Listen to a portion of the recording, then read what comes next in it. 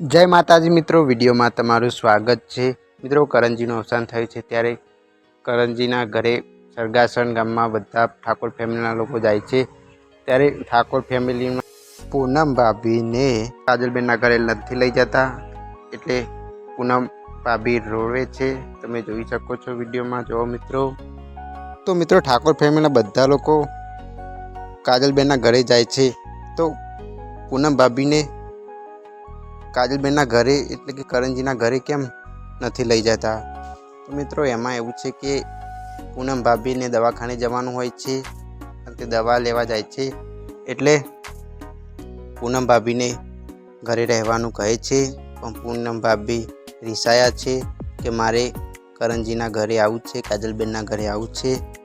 તો મિત્રો, તમને અમારો વિડીયો ગમે તો લાઈક કરો, શેર કરો અને ચેનલને સબસ્ક્રાઈબ કરજો અમારા નવા વિડીયો જોવા માટે।